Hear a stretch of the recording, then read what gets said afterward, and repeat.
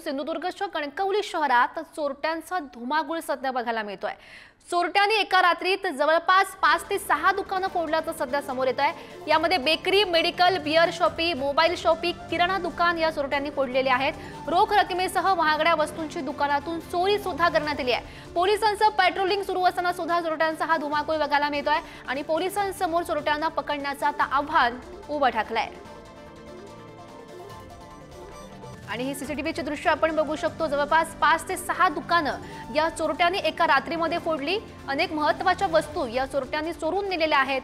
खरं तर या ठिकाणी पोलिसांचं पेट्रोलिंग सुरू असतं, मात्र त्या दरम्यानच ही घटना घडल्याचं बघायला मिळतं। या चोरांच्या घटना घडल्याचं बघायला मिळत आहे। सिंधुदुर्गच्या कणकवली शहरातली ही दृश्य आणि सीसीटीव्हीची दृश्य आपण बघू शकतोय।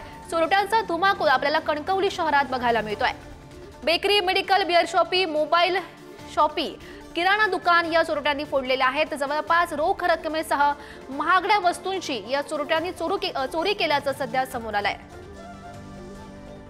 कणकवलीत एकाच रात्रीत चोरट्यांनी 5 ते 6 दुकानं फोडल्याचा धक्कादायक प्रकार घडला आहे। कणकवली ते आपण या शहरामध्ये पाहिलं तर आपण पाहतो हे मेडिकल दुकान आहे। मेडिकल दुकान देखील पहाटेच्या सुमारास चोरट्यांनी हे फोडलेलं आहे। कशा पद्धतीने सेटर उकडून त्यांनी हे दुकान फोडलेले आहे। अशाच पद्धतीने त्यांनी एक भुशारी दुकान देखील फोडलेलं आहे। ते मोबाईल शॉपीमध्ये आहे, ते एक बियर शॉपी देखील आहे आणि बेकऱ्या देखील आहेत। आजूबाजूला ही जी बेकरी आहे ती देखील त्यांनी फोडली होती। आपण पाहतो की पोलिसांनी येऊन पाहणी केली आणि नंतर पोलिसांनी सीसीटीव्हीत कैद झालेल्या चोरट्यांचा पोलीस शोध घेतील, पण कशा पद्धतीने कटावणी घालून हे चोरटे जे आहेत ते सेटर वरती काढतात, त्यानंतर दुकानं उघडतात, त्यामध्ये आतमध्ये जो काही मिळेल ते साहित्य घेऊन जातात, अशी परिस्थिती आहे। धक्कादायक प्रकार आहे। कणकवलीमध्ये 5 ते 6 दुकानं ही चोरट्यांनी फोडलेली आहेत एका रात्रीत। म्हणजे शनिवारी पहाटेच्या सुमारास हा धक्कादायक प्रकार घडलेला आहे। पोलीस आहेत ते पेट्रोलिंग करतात, पण पोलिसांच्या पेट्रोलिंग करताना देखील असा जो प्रकार हा चोरट्यांनी केलेला आहे, त्यामुळे कुठेतरी पोलिसांसमोर चोरट्यांना पकडण्याचं मोठं आव्हान आहे। आणि पहाटेच्या सुमारास जर सीसीटीव्हीत बघितलं तर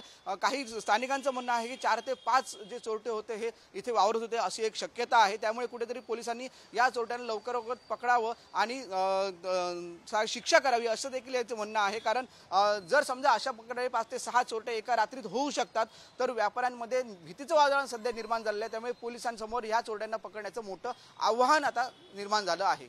कॅमेरामॅन अमेश सुरेसह उमेश बुचडे, पुढारी न्यूज, सिंधुदुर्ग।